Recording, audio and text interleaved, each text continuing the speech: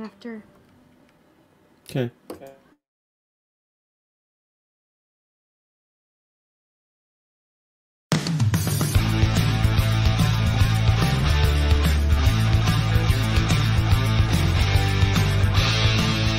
In a small hollow in North Carolina, there have been several Bigfoot sightings.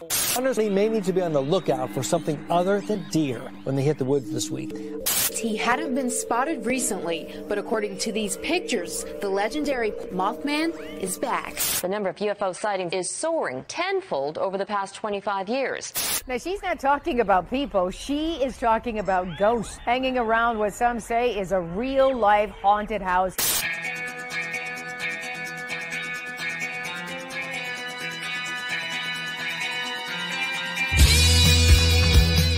You're listening to Paratalkradio with Ted Wolf and Psychic Cindy on Paratalkradio.com, a member of the WLFE digital broadcast family.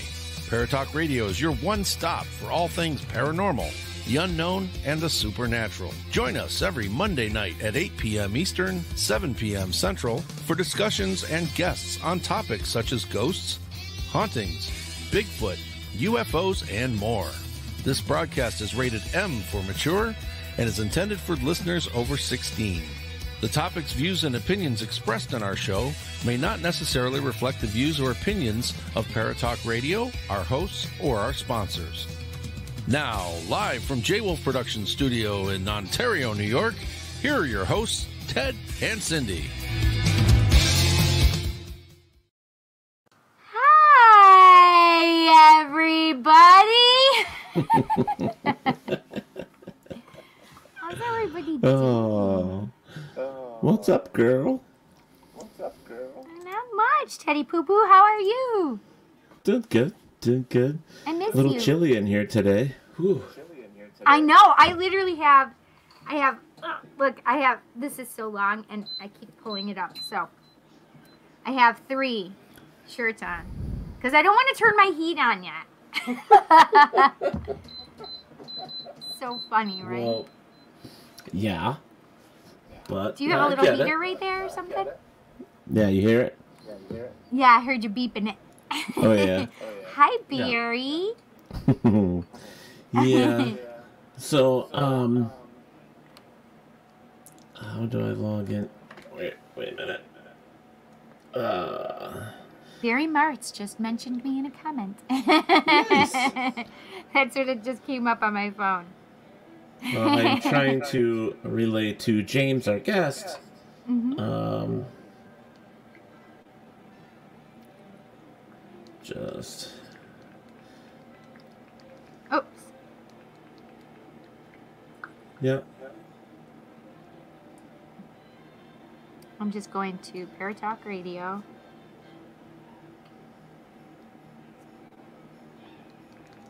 There it is. Here's our live. Cool. I just have to find it in here. Wait. I was trying to get James all set. So. Good. Is he okay now? Hopefully. How's your parents? How's everybody doing? We're doing okay. I ended up getting tested for COVID on Friday. Oh no, why? Oh, 'cause of the school and your nephew? Oh. Are we still?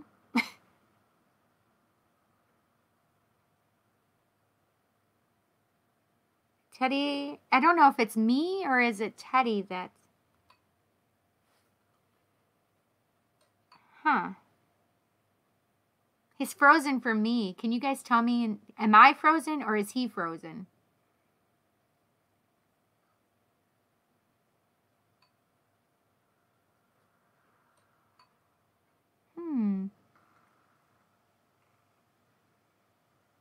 Hi, T-Roy. Oh, okay. He just took himself out. Yes. Yep. Thank you, Barry. Yeah, he just took himself out. Look, I'm red. Hi, Shar. Thank you, you guys. Yeah. I was so concerned for a second there. I'm like, is it me or is it Teddy?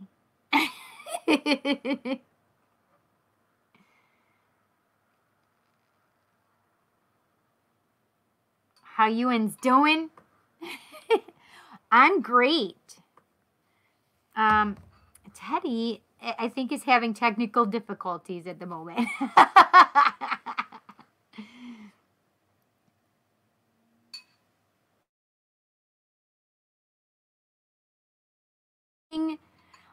Let's see. It was a very rough. Hey, Kristen. It was a rough weekend for me. There's a lot coming in the universe right now. Like, emotionally. I don't know if any of you have felt this over the weekend. Like, emotional, eating food you shouldn't eat. What else? Neck pain.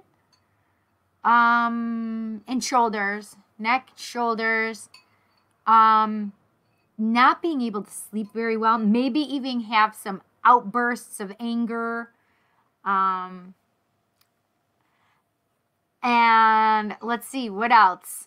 There's been several things that have been going on, and it's not you. I want you to know that it's not you. You're actually picking up stuff from the universe right now. It's a lot going on. And it hit me pretty hard over this weekend. And it was rough, to say the least. Yes, my lower back too.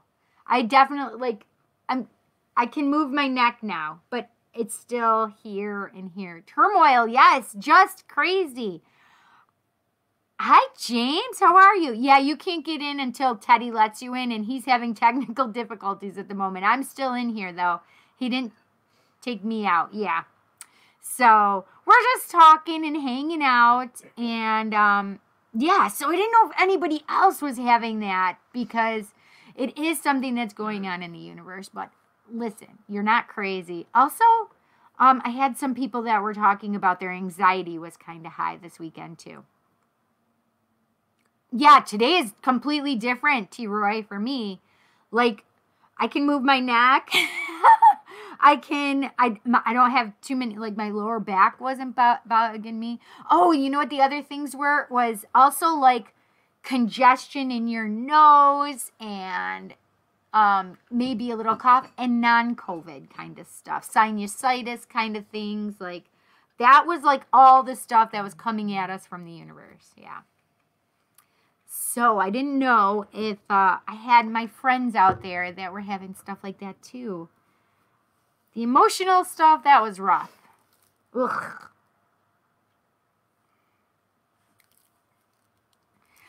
I don't have any parties to go to for Halloween. I'm sad. So my daughter is having a little get together, and I can go do that with her, but then she's got to rush off and go to hit a bunch of parties. But I don't have any parties to go to. Poor me. No. I usually take the boys out trick-or-treating, but, you know, they're 15 and 17 now, and they're like, whatever. Oh, your left knee. Oh, my gosh. There you go. Please, Barry, be careful. Do you guys have any parties to go to? Yeah. Yeah, no, I may just do some magical work at home. Do some heavy manifesting, aka spell work.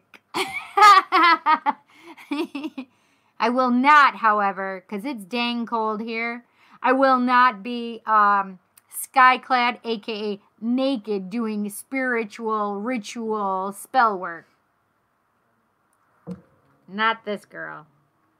No. Your nephew is 9. Oh, he doesn't want to go out? Aw. Yes, I know it's such a weird year for Halloween. Like, do you take the kids out? Do you not let the kids out? Hi, Barb. How are you, honey? yeah, it's just such a weird year. I don't know what to do, if I should let them go out. I mean, yes, they're older, but I don't know. We're thankfully in an area that has not been hit by COVID so harshly, right? So I don't know. I don't know what to do. The conundrum. So if you guys have kids, or do you have nieces, nephews, whatever, grandchildren that are going out? And what is your feelings about that? I just am curious, right? Well, maybe we could find, we need to get a hold of, okay, just hear me out. We need to get a hold of, you know, the Sasquatch people, and maybe they can take the kids out. Could you imagine? Yeah, I have the Sasquatch babysitting the kids tonight. It's fine. They won't get COVID because he's going to make sure it's all fine. Ooh, new Ghost Nation tonight? Oh, on Saturday. Oh. What? Kindred Spirits is joining them? Oh my gosh. Reunion. Hashtag reunion. I love all of them so much. Listen, Jay and Steve and Dave were super awesome, amazing guys. And all of the crew, all the people behind the scenes, camera people, the directors, the everything. They were all amazing and funny and just nice people. I mean, it's amazing. Ghost Nation is awesome. And I love Amy Bruni and Adam Berry.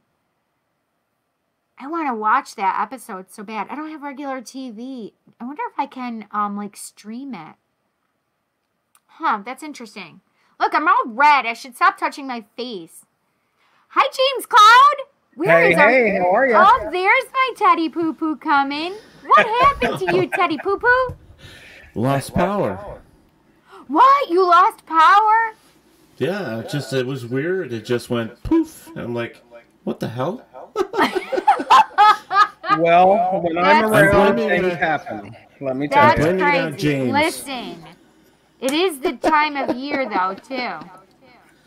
Yeah, I hear echoing. That means I need to put my headset in. Damn it. Yeah. Gadzooks.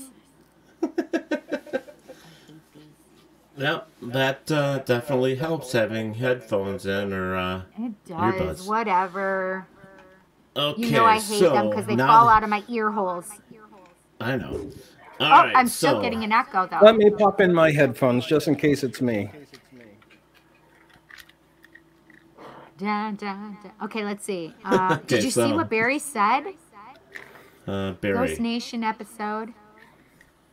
Saturday has Amy Bruni and Adam Berry. Nice. Yes. Nice. Beautiful. Oh, good. No echoes. We're good. Oh, they were super interesting to talk to. I'm getting feedback. I'm getting there's a little echo. There is? Yeah. Mm-hmm. I can hear myself talk. What about now? Yeah. I don't hear it now. Now it's good? Yay! All right. Good. Do the dance. There you go. Okay. Week will be the 11th annual Halloween yoga this Wednesday at the Point in Fleming, New York. That sounds super fun, Barry. Well, you know, I Travel Channel. I wanted somebody that we haven't talked to in a while. That's why I invited James back. I wanted something fun to talk about, and what else is there to talk about? Like, Halloween's like right at the end of the week, so one of my favorite movies was The Exorcist, so I figured let's talk to James. The Exorcist. Yes, that's his hysterical, actually. Hey, if anybody's got any information, it would be him, right? I mean, yeah. Yeah, I sure would. Well, you know, I went and I looked up a little back research on James here a little bit, and I come across let me get it up here. I came across. Don't believe half of it. Don't believe. Okay, well, I'm just gonna like say this. I'll read this, and then we'll get into it with James a little bit and see, you know, and he can actually fill us in about this whole thing too, because it was part of I think it was a commercial or something. It says Archbishop James Cloud is a self-described exorcist who says he has had the sight since he was a child. He is also a mental health counselor who focuses on helping people recover from substance abuse. His training, says Cloud, is useful for enabling him to tell the truth, I can't even talk. Him to tell true demonic possession from a mental disorder. It says here, quote unquote, I have to differentiate. I can't talk. Differentiate. I'm done with talking. Is this substance abuse? Is it mental health, or is it the legitimate issue that is going on? He told Emily Burris of KOIN News. Okay. If I can rule out the first two, then what I'm left with is something that is potentially legitimate. So that's where I got that from, and I figured it'd be fun because Halloween's like a few days away. I figured we'd talk about exorcism. Heck yeah. Good. Yeah. I should have mentioned it to him before, but I didn't. Hey, I'm an open book. You just got to know which page to turn to. There you go. Well, you know, I just watched a documentary on horror movies that had actual, legitimate, weird, creepy, supernatural things happen while they were being filmed. And wait, one of them what? one of them was The Exorcist, the other one was Poltergeist. Yeah. And so there has been some really strange things in some of these movies that have happened. Actors have died, things on set have broken, people were almost killed. A lot of different weird things. So I guess for my first question for James, I mean, we've interviewed you before, so actually, why don't we do this? So you are a bishop, archbishop. Yep. So you've been, how long have you been a bishop? I've been a bishop since 2012. 2012. Okay, yeah. And have you been in a lot of cases where you've had to be involved in something that might have been demonic? Oh, yeah. Yeah. So as far as possession cases, I've been in dozens, and haunting cases I've been in hundreds. I better not be rubbing off on you there, because I can tell that you're having a few words that are missing. And well, I just got off work, too, because I work in child welfare, and that'll blow your mind. Oh, yes, it would. It's easy to burn out in that area. Yes, it is. Yes, it is. You see a lot of travesties. Yeah, and a lot of tragedy. Yeah. Yes. Yeah. Well, so you've been on hundreds of cases. We're just going to say 100 cases of everything that altogether. And one of the things that I think does scare some people, especially those in Catholicism and Christianity and some of the regular Western religions, that demonic possession and exorcism is real. So yeah. Oh, you making too much noise over there, Cindy? Basically, I wanted to know and talk about this whole thing because, like I said, I think because of Halloween, but also because I think there's a lot of people going around claiming to be priests or ministers or bishops. I can't say that word. And, you know, I fear that someday somebody might claim to be something and show up in something serious and somebody might get hurt. But sure. Schooling and education for this, is this a long process? Is it something that's, I mean, you really have to be into this. Yeah. Well, as far as to be an exorcist, you a lot of it is understudy. So you're going out, you're learning demonology and things like that. You're learning signs to look for, safeguards for everyone involved, that kind of thing. But you're also, I mean, you're in the mix from the get-go. And for me, like I have a doctorate of divinity, a doctorate of theology, master's in marriage and family therapy, then a business degree. So, you know, my education is varied, and but each of those things brings something to the table when I'm looking at a case and I get that call. And you got to keep in mind too, when I get the call, it's not like Uncle Buck, you know, knocking on a door or walking down the hall. This is when literally the crap has hit the fan and these people are living in a horror movie. And so everyone I go into usually has a demonic presence. There have been a mix of human and demonic haunts. But really, you know, the demonic haunts are a whole other level than what you would see on TV or, you know, anything that you would see on the Travel Channel or whatnot. You know, I've been on the Travel Channel In Search of Monsters, It Feels Evil, Ghost Adventures, that kind of stuff. But it doesn't compare. We'll forgive you for the last one. Sounds good. So, well, I guess I'm going to interrupt by asking. So, yeah, what would you think the percentage of these cases that are called on are truly demonic cases, though? Well, like I said, when I'm called, usually they've had paranormal groups. Hey, Joe? Yeah. Okay. You know, usually groups have went out. Other people have gone up. One I'm doing on the 7th. Multiple ministers have went out, but not an exorcist. And so, you know,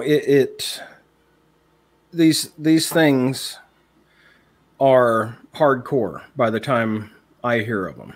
So got it. There are occasions when someone else hasn't done due diligence and it's actually a mental health issue or a substance use issue. Or even like in the substance abuse world, post-acute withdrawal syndrome. You know, people can be having like a fresh come down from their drug of choice.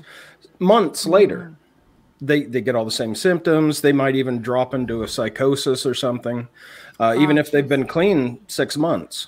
So I really have to do, since I'm qualified to do a mental health assessment as well as a drug and alcohol assessment, I basically do a brief assessment for any case. And like Emily Burris said on that article, what I'm left with, if those two aren't there, then it's probably legitimate. Right.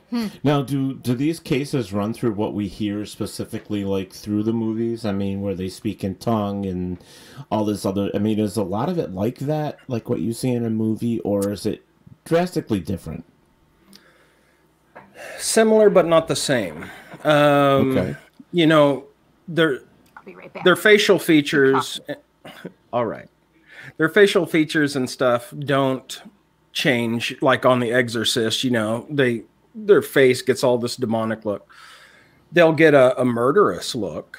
Their pupils fully dilate so that their eyes go black. They will and can speak in other languages that they don't know. They'll have knowledge of things that they wouldn't normally have knowledge of. A total stranger's private life, the secret things they do that they think no one sees. Well, this person can bring it up just like that. Wow. And then, of course, multiple manifestations in the environment typically go with that. I want some chips. I know. I was just saying that. She's like, even better. I can't stand those things. I tried. I don't like them. I love these so much. I love the ones fresh out of the Hispanic markets. They got the fat on them. They're still juicy. Okay, folks, we went from exorcism to pork rinds. Juicy pork rinds. You bet. Yum. No. I don't like them. Well, you know, the thing is that... If only we could get sponsored by Epic, that would be amazing. There you go. The things that you see on TV now. One thing that I noticed that you said was the eyes dilated. That makes sense. That, you know how they show them with black eyes, and it's like that's where they just dilate like really, you know, to the fullest. Yeah. So that makes sense. The speaking in tongues and some of the knowing things that they shouldn't know. I mean, coming from I studied theology as well. I became a reverend myself back in '93, and I had to study a lot of religions, and you know, some of their, let's just say, I got into it for their supernatural myths and all that other stuff. I really got into that stuff, but I worry that like today, I mean, today's society is so screwed up, and I'm really finding a lot more negative stuff, and I'm wondering if we're seeing an incline in some of this stuff. Oh, definitely. I have an exorcist and 2 demonologists that are under me in the Advent order of exorcists, because I'm the superior for that order, and we all agree, you know, that the cases are darker, more insidious, even more multi-level than they used to be. You know, we really have to take our time with an individual, because many of these demonic entities have been wearing this person down for years, and sometimes even since early childhood, putting in little hooks over time. And then we have to rehash everything so we understand what's going on and start pulling out those hooks. Right. Because we could go in and, you know, exorcise a person and the demon's gone. But if there are still hooks in there, there's a good chance it'll come right back, because there's issues that also need to be addressed, renounced, confessed, to wipe that slate clean so they no longer have that hook in that person to come back around. Now, see, I've seen I can't say seen, I've heard of cases where it started in an early age, early teens, where something has gotten a hook, as you said, into someone, and then really didn't come to full effect until they were well into their adulthood, and become completely nasty, you know, and so how long, I don't want to say like how long, but it must take you a pretty long time to get through an exorcism on something like that, you know, where it's taken years for this thing to get into someone, and then to have to take it out or force it out. I mean, it would sound like it would take a lot out of you spiritually, physically, mentally, as well as the days and the hours and all that stuff as well. Yeah. So, you know, the exorcism part, getting rid of it, that's not really the hard part. It's the little hooks, like I was talking about, sitting down with the person, almost basically having a therapy session to try and discover, okay, what was the point of entry? Why were you on its radar in the first place? What are some things, and sometimes it's not this person's fault at all. It could be environmental, family line kind of thing, but most of the time they've dabbled in the occult, and primarily Ouija board. Really? Yeah, that surprises me. Yeah, Not me. Cindy. You know me. You know how I feel about the Ouija board. Okay, so this is an ongoing disagreement between her and I, because I do own 9 boards. Yes. I owned one. I owned one that was like 200 years old. That was made. Oh wow! And the use of them, but of course, I learned how to use it correctly. You know, I did all this stuff. In fact, I did as much as I could to find out information about them before I ever attempted them. So that's one of those things. Education is a first, and that's what you should do. But there are ways to also. That's okay, but you do have to protect yourself. You have to have the knowledge. You have to know what you're doing. And unfortunately, Parker Brothers took a hold of that and made it a game and released millions of them across the world there for several years. So, you know, people were, you know, thinking it was a game, and they were doing this and doing that. And it surprises me, though, that you said you had a lot of them that were coming from that. I mean, let me guess, Zozo. I get the entities naming themselves Zozo pretty often when it comes to Wait, Ouija. what's Zozo? Yeah, it's a Ouija board demon, supposedly.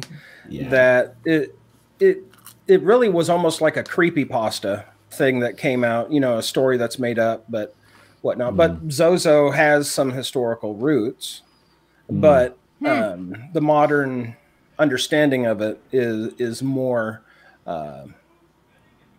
made up than anything. But demons are nothing but predators, and they're all about deception. Right. So they absolutely will use whatever what people are expecting. Right. And I'm not saying everyone that uses a Ouija board is going to get possessed, but the probability there is high. You're saying it's high. Yeah. See, I had a case 4 or 5 years ago. I actually had a soldier contact me. Him and his friends were using a Ouija board, and Zozo had contacted them. Interesting. And they went through the whole thing with me, and it was about a week. It took me about a week to get them to understand the differences of who was running the board and how it was being done. And pretty much I put an ending to it. It took me about a week, but you know, I was still able to help them to the point over the phone, which was great. And then nothing came about, and the board is gone, and they're done, and you know, no effect, which is great. Good. But yeah, you know, I really think it depends on the education or what you have up here. I mean, it's like anything else in life. You have to do your research. You have to do your work. But it's been touted as a game, quote unquote. And I get that. And it was sold, and it's still being sold on the shelf. To this day. Yep. Yep. There are some safeguards that they put on them, but it's not like you can. I mean, unless you know the history or somebody knows it, that they could definitely make it work again. Your planchette. I mean, your planchette is being the center of the planchette is now completely plastic. It's not. It doesn't have a copper or metal pin anymore. Because of that, it's not glass anymore or crystal anymore. There's a lot of little things that have changed, and that's all in the history of the Ouija as well. But one of the things that stands out with this that people don't understand is that it takes a medium or a psychic or somebody with abilities to run these boards. And this is something that I found over the years. So when somebody, I'm not saying that it can't work if one of you isn't a medium or a psychic or something like that. I'm just saying that it's less of a chance. But there are cases, and you're telling me the same thing, that there are cases where people have used the board and things have happened. So you can't argue with statistics, you know? Mm-hmm. So, for sure. But like Tim Shaw collects them. I have 9, And, you know, most of them I just keep locked away. I don't use them. I just have them. It's something that I did from way back when. Somebody needed to get rid of them, and I took them. But I safeguard them. You know, they're wrapped, they're put away. I'm not too worried about it. Yeah. But that's another thing. That brings me to another point, that there are things out there that we use, whether you're a witch, whether you're a Christian, whether you're a psychic or a medium or a druid, whatever you are that you practice and what you do, there are things that if we don't have the information, if you don't have the knowledge, you should really be protecting yourself and knowing what you're doing before you go ahead with it. Yes. It's like the Dybbuk box. A Dybbuk box, however you want to say it. There are some truly scary things that people have talked about with that, and possession's one of them. Wait, the what box? The I don't Dybbuk think box? I know this. I don't remember this one. It's so the Dybbuk box is a Dybbuk is a Jewish demon, and supposedly they bind this demon or malevolent spirit into this box. Honestly, over the years, I've ran into things similar to the Dybbuk box, and it gets cleaned out. Right. I think, I want to say, really, it's almost as if the more a person believes in it, the more effect that it actually has. Yeah, the more power, more energy. It's the same as like your own belief and what your own faith. It's like the more faith you have, the more belief you have. It's sort of like with witches, with conjuring and with the cone of power and all that stuff. It's faith. It's all that stuff that's within you. The same with the chakras and the belief in the white light and, you know, all that stuff. No matter where you come from in the world, especially in faith, we all believe in something, and you have to have something to believe in. And it's Joe says, I'm sending snacks to Ted and James. Thanks, bring them on. So I'm good for snacks. So Joe said that I need a dip, and now it's driving me absolutely bonkers because I cannot like stop obsessing about the thought of like queso. Ooh, that'd be good. Wouldn't it be so good? Just ooh, shoot. Some queso. Ooh, and even some taco meat. So taco meat and some queso, like nachos. I'm killing me. What are you talking about? I'm gonna have to make them. Cindy's had enough snacks. Listen, I might eat some more. There you go. So, other than the Ouija board, what other things have you found? I mean, have you come across any other item to where it has drawn something in like that, to where it affects other people? Like your cross? No, the cross doesn't have negative effects. No, Teddy got it possessed. I'm just kidding. He's got creepy crosses. Oh, gotcha. If they're creepy, that's one thing. Let me tell you what I have. I have I have the top off of a bishop's staff. That was found in an old home. These people, like when people passed, they went out and they cleaned out their homes, and the stuff went to the auction house and stuff like that. So anyways, long story short, these people cleaned out this house and felt like there was negative energy around them. There was always something happening. So the guy Daddy, hang on one second. There's a person in here. You have to ban them immediately. They're trying. If they see my name, Psychic Cindy, and they think it's readings, so they're trying to get people to. It's spammer. Oh. So just ban them. Okay. Perfect. Thank you. Sorry. They do it to me all the time, and it's a variation of that name all the time. All right. Anyways, nope, that's okay. Anyways, they had some things. I don't know why I can't. They had some things going on, and it was negative. So they came and they actually found me, and they basically wanted some sage and some stuff to help clean out the vehicles and what they were doing. So I gave them some sage, and in return, they gave me a couple items, and one of them was a top of a bishop's staff with a crucifix and all that, and then I ended up with a couple of the oh, what do they call them? There are a couple other crosses. What you? I think it's for Last Rites. The Last Rites crosses where you open it up and it's got the candles and and all that stuff. So I got a couple of those things laying around, but they're not creepy. They're just weird and creepy. No, I have them. Hey, whatever. Nothing I'm negative. teasing you. I know. I'm teasing. But I'm gonna read this about the Dybbuk box. okay, you do that. So some of these other, so as I was saying, some of the other items or other ways or things that may have brought this out, other than the Ouija board, that you could probably talk about. One of the other big doors is substance use. Yes. Because absolutely, the original Greek word for sorcery is pharmakeia, where we get the word pharmacy. Pharmacy. And so drug use is actually sorcery, according to the ancient manuscripts. This is how the ancient magicians, sorcerers used to open their mind, if you will, to different spiritual influences. So it's sort of like peyote for the Native Americans, because peyote is the same thing. That brings them into that state. They use, what is that W word? Ayahuasca. Ayahuasca. It's not a W, but I always think of it as a W. Yeah. Yes, ayahuasca it's a mind-altering drug. But, yeah. Yes, but there's another one that one of my friends told me about also. It's along the lines of ayahuasca. Yeah. But that's exactly what they're using it for, is spirit trips. Right. But they've used it for hundreds of years, so I mean, that's their faith, that's their thing, you know. But I can understand substance abuse, definitely.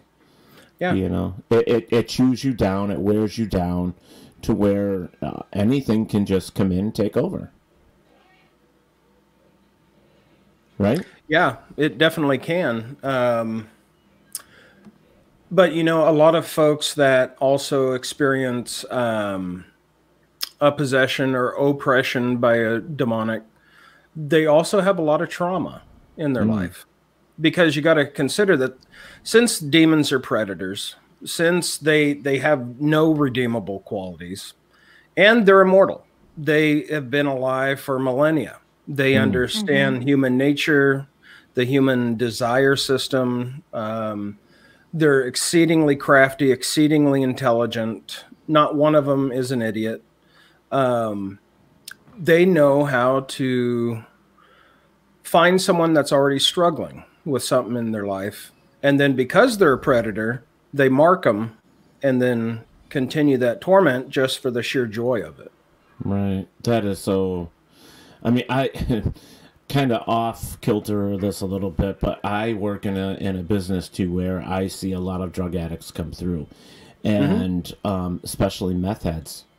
And it does to them, their faces, their teeth, it makes them all sunk in, you know, their holes face in their bones. Yeah, literally. it's so terrible. And I've always wondered that. It's like, why are you doing this to yourself? Are you that far down that you can't climb back out, you know? And hell, who knows? I mean, they're struggling in that punchline. They're struggling with their own inner demons, you know? And it's like, yeah, they really are. Well, it's just like opiate use. You know, a lot of people, we talk about the opioid crisis in the United States. Well, the issue is opiates actually work on the same neurological pathways as love. So it's the same chemical that's released when you use an opiate that's released when you're in a loving, nurturing relationship. And you feel that love, acceptance, oneness with this other person. So if a person has come from a home that there was abuse, neglect, Lord knows what else can go on, and they never felt that love from a parent, and they were never really accepted, using an opiate might be the first time that they actually feel the sensation of being loved. And so that's why opiates can be so addictive. And I have to say that the substances in and of themselves aren't the addictive thing. For instance, you can go to the hospital, get shot up for a surgery with an opiate, and most people don't come out an addict. However, the thing that's addictive with any substance is what it's addressing in here. Right. What is it addressing within yourself that you literally could find somewhere else, but this is the quick fix, and you become addicted. And, you know, there's a medical doctor up in Canada, and I just love his work, Dr. Gabor Mate. And he works with addicts all the time in the Toronto clinic. And he says, you know, an opiate addict, getting them to stop an opiate, it's like telling someone to stop feeling loved, to stop feeling accepted and wanted. And so in the process of recovery for an opiate addict, finding solid, nurturing, reciprocal relationships becomes this added needed piece for the higher chances of long-term recovery. Wow. That's interesting. Yeah, that is. I mean, you think about it, because like we've always talked about, Cindy, and it's something that most human beings don't realize, is that emotions, all the emotions that you have, are so deeply rooted within yourself, within your human body, that the first time something doesn't click or doesn't go right, it can send a chain reaction through every emotion that you have. Sure. And we as human beings, we have to try and understand what's happening to us. And some people take an easier route. And what they do is they become drug addicted. And smoking pot, for instance, to get away from, to calm, to get away from the normal, you know, everyday hustle and bustle You know, I also have people that use it to cure their anxiety, or at least that's what they say it does. But however, I see that it creates a lot of anxiety. But I think it depends on the person and what they're actually going through. If they understood what they were actually happening, I'm a firm believer that everybody goes through something. Nobody is without a problem or an issue or something they question themselves about because of, you know, an emotional. So, if you're able to talk freely with somebody, like a counselor or something like that, they can truly help you that way. But there are times when even doctors prescribe a drug or something that they say will help you deal with it. You know, CBD is a good. And see, I was just going to bring that up for Joe. Joe said recovery does work, which it does. I'm on anxiety medication and depression medication. I have been for years, 20 years. Yeah. You know, and without it, I would have issues. I know that, but it doesn't affect me to that level. You know, it's different. It's not the same as being drug addicted or possessed. I mean, you know, nothing like possessed. Thank goodness, right? Unless you're in full-blown psychosis, that would be the most similar. There are people that say that when they take their medication, they feel like zombies, though. So I don't know, you know. Sure. So, yeah. But I really, truly believe that if we find out who we are and what our issues are, we can usually reach out to somebody else. There's no need to go to drugs first. And we know that going to drugs and using that stuff, whether it be because you're depressed or you don't feel loved or there's something going on, the way you were raised, all that stuff, drugs is not the answer, because look at what we're talking about, possession and exorcism, because if it can pull you down to the lowest that you have ever been, you're opening a door for something else, and you don't want that and to it'll happen. pull you even lower than you ever imagined. Absolutely. Yeah, that's just, it's crazy. Joe's like sending you all 1 pint of cookies and cream. What's that last word? Okay. Each. Oh, each. Oh, I'm good with it. Yeah, I just made Christmas cookies, so. Oh, shoot! Yeah. Listen, I love Christmas. I love cutouts. So let's talk about what we see in the movies, like a little more, because of the movie, The Exorcist. You hear like it portrayed in the movies, and I know that some of it you can look up online as well, is there's a lot of training in this. a lot of faith. I mean, faith is probably number one. You have to be strong. Faith. George Michael's. Yes, you do. Yeah. So how do you? And this is going to be a weird question. Okay. I'm a weird person. Okay. Yeah, me. Look at us. I mean, you're with us. Weirdos. So how do you?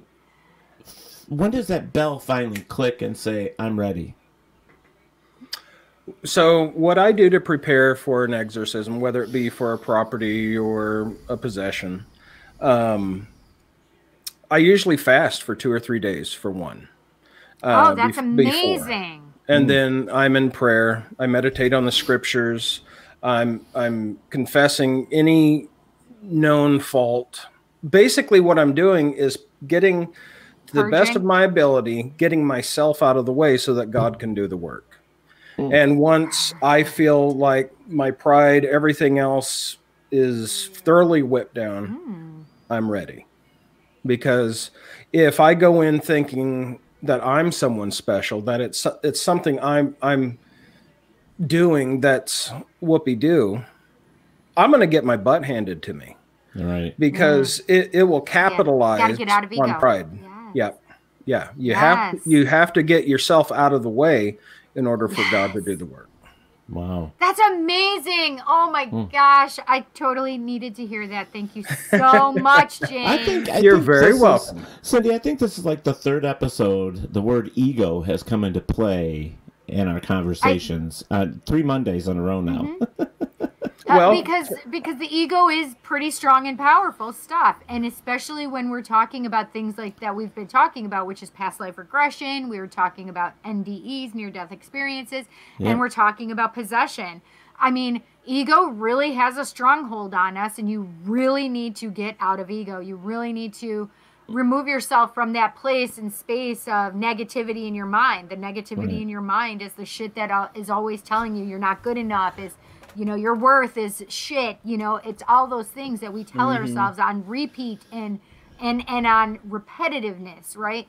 So instead, we try and stop that and get ourselves out of that, because you open yourself up then to exactly like James said, which is what I firmly believe as what I do as a medium, which is completely allowing spirit to be able to come through, is to push myself aside and push my ego aside.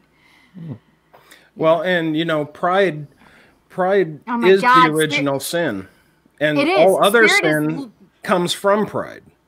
Yeah. So I can getting rid of that is important. Are you listening to yourself right now, Cindy? Yes, I'm listening. Damn it! We've been having a fight over this weekend, so that's why they're saying this to me. We've been fighting, Spirit MA. I'm just saying. And it wasn't out of ego. I'm just saying. I'm trying to run, and they're not letting me.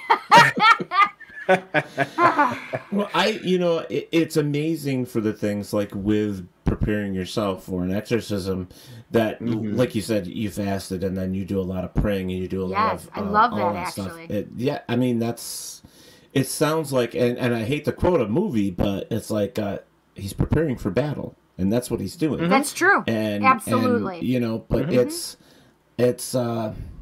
when you go into something like that, you have somebody's life in your hands. You have I mean, your own first and foremost. Well, absolutely. But you have to. If I'm not prepped, I can have it handed to me. Let me tell you. Yeah. So you have to be prepared. Definitely. Barry March says, "I know during yoga practice, egos are usually put aside." That's right. I never yogaed in my life. Aw, Joe, thank you. I think if they twisted me in certain spots, I couldn't get back out of it if I tried. It's the pretzel move. Yeah, Teddy's not a pretzel. He's not built for that. No. Yeah, I'm not either. No. Do you remember, I'm going to throw it off topic, but do you remember in high school when they tried to make you sit cross-legged and do all that other stuff? I'm like, ain't happening. Ain't happening. Crisscross applesauce? Yes. That's what they say now in school. Now I'm limber. I can do the cross legs and all that stuff, but getting up now that I'm just close to 50, it's like, oh my gosh. Me like too, James. Somebody pull. Somebody help me up. So, I Yeah, Yep, this is I get lower the than same I thought thing. it was. Now, well, for my big butt, I usually say, you better get a crane because I'm going to need a good lift here. I always say, get a tow truck. Somebody call the tow truck. Yeah. Stop Get the winch.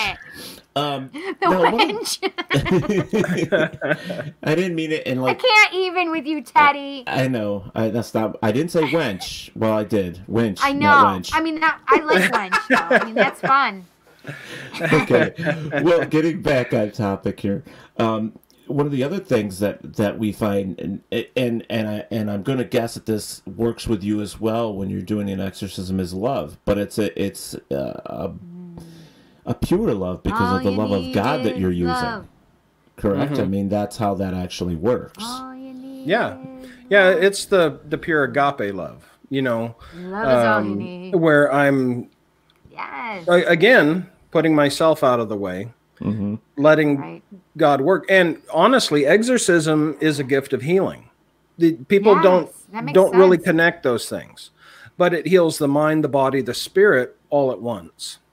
Mm-hmm. And then I seriously do recommend therapy after an exorcism because there is trauma that has occurred while this predator has been messing with these people. Right. So, or even really a haunting if it's bad enough. So what do you do? I mean, are you trying to store these in some place? Well, how are you getting rid of them? Because I have friends that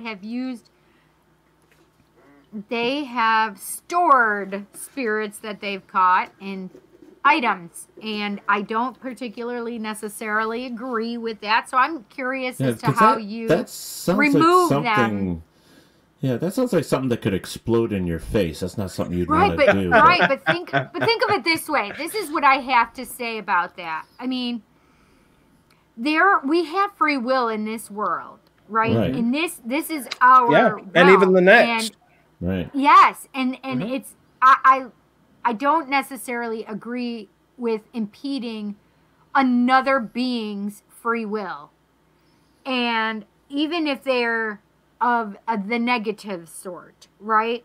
And I just am curious, like, what are you doing to remove the entities from them? Like, and how are you doing that? To be more specific, honestly. Well, I do it just as every exorcist has done since the time of Christ. I'm using Christ's name. It's my faith in Christ that's pushing this thing out. Where it goes, I couldn't care less. As long as it's not bothering this person. I leave that up to God. You know, he's fully in control. I mean, he just thought this universe into existence. I think he can handle a little demon here and there. So for me, I go in basically like a SWAT team. I'm not there to negotiate. I'm not there to hold a conversation. I'm there to get the job done, and then God does the rest. And, you know. That's a good way to put it, though. Yeah, that is. I love it. Like, you think about it as, okay, listen, I'm the general. I got my rules. Let's go. This is how it's going to happen. This is what's going on. No room for negotiation. We're just going in and doing what we need to do. Done. Yeah, and I do set the ground rules with the demon right from the gate. I say, you're not going to hurt this person. You'll only speak when spoken to. You'll not act out. You'll not harm myself or anyone here, and especially not this person. And I command you in Christ's name, and it will comply. But you have to take it basically by the throat and just say, this is what's happening. You don't get a say, and you just get it done. Right. That's the only question I have now, though. Yeah, it is belief. But, you know, I'm sitting here thinking about this. And when you were asking your question, Cindy, I was thinking about how the druids and witches deal with evil spirits. Some of them, they bind and give back to Mother Earth. Right. I mean, that's where it goes. You know, it's not released, you know, into the universe. It's actually planted back into Mother Earth to do what she does. It'd be the same thing with God. God knows what he's doing. After James does his job, God takes this thing and does what he has to do. And it's kind of like none of our business what he does with it. So he just James does his job and God takes over. Well, God's the master craftsman. I'm just the hammer. Yeah. So I'm Mjolnir. So it's just, it's one of those things where it's faith and belief. You have to believe and have the faith that God knows what he's doing. It's his plan. Yeah. He must know what he's doing. Yeah. So that's exactly where I was going with it when I said it's all about belief, because this is the thing, is when it comes to just any kind of spirit activity, and people will come to me and say, how do I get rid of this? I said, well, if I do this, if I cleanse your house, number one, you're going to believe in your heart, know, trust, and believe that it's gone. When you the first moment you say, is it back? Yes. You want to know why? You just gave it a way back in. You don't give it the way back in. You're just like, is it back in? No, Cindy got rid of it. It's gone. They have to mentally say that. So number two is immediately, no. It's gone. Cindy got rid of it. They're not allowed back here. Yeah. Well, I do the same thing. I basically say you need to have faith because one, this is your house. You need to have faith that God is going to protect you and send the guardian angels to keep you safe. But the problem is, if it's been a long-term haunting, people become conditioned. It's like Pavlov's dog, to a degree. Yes. Their bell rings and they start to salivate spiritually. Yes. So you have to sometimes work with people that have experienced a long-term haunting to say, don't acknowledge it. Have faith, and if you're a Christian, you have the perfect ability to do just what I do as an exorcist: kick its butt and get rid of it. Take authority. Right. Yeah. Well, we always tell people that's how Go ahead, Patty, Cindy. I was just going to say, but that's what we tell people when they say that their house is haunted or something is happening. This is your home. You have to take control. You have to say, "Hey, out! You do not belong here." And your own faith, your own strength, all that you have has the ability to get rid of this and keep it out. Yeah. You just have to know. And the word love, bitch, speak it. Four little letters. 4 little letters. Love. Love is all you need. Here we go again. But this is stuff that has been written for a long time that we can see. All you have to do is pick up a book with this stuff, and the majority of the time you can see that love, controlling your own life, you have the energy, the ability, the free will to control what happens to you.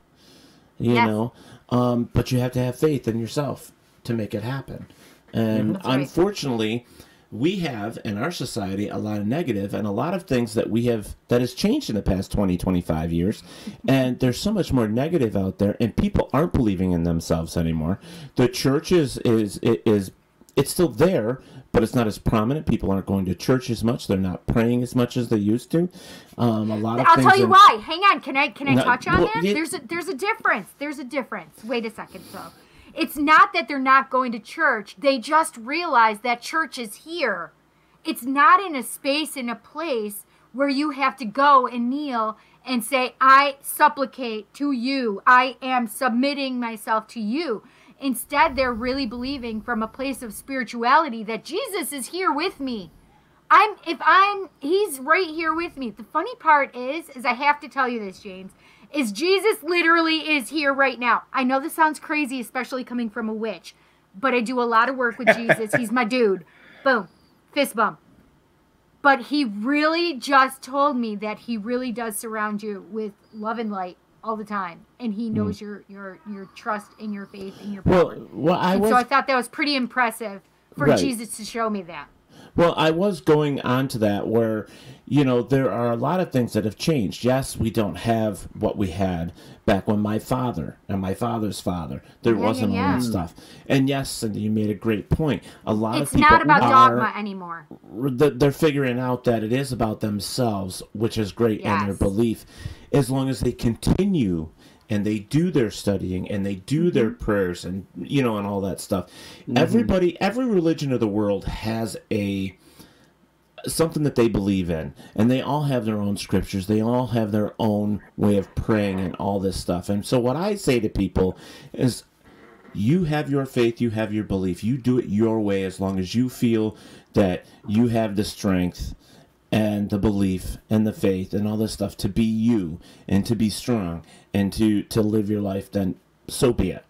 You know, I don't put down anybody's faith. You know that, Cindy. And I don't care what anybody believes. Either. But when it comes to pushing your trying to hurt somebody else's free will is a different story. And that's what demons are doing. That's what this whole thing is happening, is these predators, as James says, is they're coming in and they're taking somebody while they're at their lowest point and taking them lower. They're coming in and they're savagely invading free will in a person and taking over.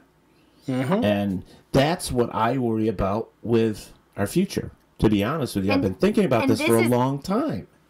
And this is the thing, is I may not call it demons, right? I will call it negativity, because that's just my personal belief system, because I don't subscribe to Western religion, right? So it's not that I don't think that that's a possibility. I just call it something different, right? And the thing is that it's the way you look at it. Like, you cast that aside, you cast that out, then they have to comply, right? And it doesn't matter if we come from a place of Jesus, or we come from a place of Hecate, or we come from a place of Isis, or whomever, right? Allah. I just feel that it's about the trust in the faith. That's what it comes down to. If you have that trust and faith that Spirit has given you, no matter who you subscribe to,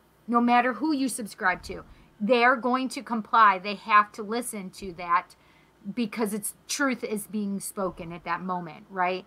Because your belief is so internalized and it is manifested outward and projected outward, right? So I just believe that it comes from that place and space of Spirit, right? You know, and I believe that, Cindy. There's a lot of things that I've seen, like, that I've been paying attention to, and I see a lot. I watch a lot of movies. I love horror, so I watch a lot of that stuff, supernatural stuff like that. And you will see in these movies, more so now than you have in the past, you will see more. You will see other faiths coming up into the movies, showing how they could be positive and how they, protect their family or their belief as to how to get rid of the negative and how to fight their battles and this and that when it comes to the negative side, as Cindy says. And it's nice in some sense to sit back and say, I like having the all the different faiths of the world being listed now. You know what I mean? Being up here to where, if you're a child, you can pick the one that you want, kind of like on your touch screen, or even a McDonald's menu. That's a terrible I totally, when you were doing that, I totally saw a menu, like a fast food menu. That's terrible. But what I like, but it's good. That's a good thing. Well, but this exactly what with studying, and James will tell you, when you study different faiths, when you study different religions, the thing that you pick out, like, for me anyways, it was picking out the goodness of it. Tried to figure out how they fought their battles, or what their actual belief is, and what their deities believe in, and how they are with the human soul, and just all of this stuff that you can pick out. I mean, I don't believe any religion is wrong. I believe every faith, every religion has what they call a silver string, and if you pull all these silver strings, they all settle down into one thing. That's a perfect way to put it. That's why I'm eclectic. That is exactly why I'm an eclectic witch. Because listen, I love that Nick said it. He's like, Jesus Christ equals Cindy's dude. So I learn something new every day. But it's true, right? I mean, nobody would have thought, like, if I have people out there, they'd be like, why is a witch relating to Jesus, right? I mean, that's literally what they would say, because those are two completely different and opposing. Because you can. You're eclectic. You can. Because we can choose from that. I also have Buddhist beliefs. I also have India gods and goddesses. I have Egyptian gods and goddesses. I have Celtic gods and goddesses, right? And Greek. So it's that we can choose. It doesn't have to be so like in a box and go, okay, well, you can only believe this and that's it because there's nothing else out there. Because I studied my world religions as well. I was not a theologian, however. I picked up a lot of different things. No, and it's really interesting and really cool. But it's now more, it's not as frowned upon as it once was, right? Well, no, because the world today is more eclectic. There's more to choose from. But we are also in a place and space where we can connect on a much more dramatic level, that we can touch people in the Middle East now, whereas we couldn't in the 80s, right? We have the internets, the interwebs, right? Where technology. We can, yes, where we can speak to people and touch upon them and learn about them much easier than we can from a book that we're taught in high school, which is usually full of malarkey anyway, right? Well, because it was written way back when, but, and they didn't have enough knowledge or information. That's why today's information and having the web and stuff like that has opened up to a whole new world. And it has, for even in James's case with people that are exorcists, they are able to look quickly, or quicker, I should say. There's a lot of other things out there. I mean, we can find out anything on the web that we need to. But it still comes down to the fact that there are still things out there that want to do us harm. And absolutely. And we have to protect ourselves. Right, and we have to understand this stuff. And for me, with looking into other faiths and other religions, it helped me understand that there is more than one way for this to come and hurt me, or to hurt my family, or to take my soul. You know what I mean? There's so many different things out there, and when you learn about other faiths and even sciences, because there's so many different science for so many different things and the way things are put together. It's like we can't look with blinders anymore, folks. We have to stay open to everything. So I mean, I have friends that are in every religion that I've known, that I know, except for maybe one or two, but they all come from different walks of life, and they believe in something different but yet similar. There's always that silver thread that connects us all. And when I wanted to talk about exorcism, exactly, we're all connected. But the exorcism, this has always impressed me. It has always been one of those question marks, is because I've seen on TV, whether it be a movie or even a documentary, of how this stuff has happened. Like some of the African tribes, the way that they do exorcisms versus how, James does it. And some of the things out there, it's very interesting to see how they do it, but the end result is the same. And I think for me, I want to know more, and I want to make sure that people like James has support from the people, no matter what faith they come from, because you have to believe in someone and in yourself to make this stuff work. You really do. And exorcism isn't fake; it's real. And that was the other point of the show, was to tell people it's not something you just see on TV. This is real. It does happen. And that's why James is here. We have several friends that do this, right? Yeah, and it's important that we have our friends that do this, right? Well, we just missed James, though. That's why we wanted him on the show. We haven't seen him in a while, so. Yeah, I know I'm picking on you, Cindy. But I'm just saying that it's important that people understand and know that there are services, that they don't have to suffer alone, right, with whatever they're feeling, right? And this is the thing, is even with James, he can even help them understand whether it is coming from a place of psychosis, drugs, or something paranormal, right? Yeah. And that's great. And then, like, for me, I'm very traditional, very orthodox in my belief system, and so folks know what they're going to get with me as well. You know, right? I won't be talking about Buddha or the Hindu religion. It's going to be Christ. So, right. that if they want it, well, yeah. What you see is what you get. Hey, but you know what? I have seen so many different types of things in my lifetime that I've seen a witch do some stuff that I thought was amazing. I've seen a Catholic priest do something I thought was amazing. And I think that, like, back again, with all these faiths and all these different belief systems, they all have something to show. They all have something that is important and is great. And we all have something to learn from each other and share with each other no matter what. And each one has moral laws that are beneficial for society. Right. Absolutely. Right. But this is the thing, is when you go to an exorcist, you know pretty much that it's having to do with Jesus. Yeah. I mean, Oh, if you don't know that, then you haven't done any research. Come on. Church. I mean, come on. I mean, you haven't watched The Exorcist either. You haven't watched the movies. Come on. You got to watch them. My head can't turn and spin. And spit green and I've soup. never seen any heads turn and spin. I've never had to strap anyone down. I mean, you never had any green pea soup thrown at you or vomited at you? I've had vomit. Now, vomit really? is a sign of expulsion. Oh, really? So, yeah.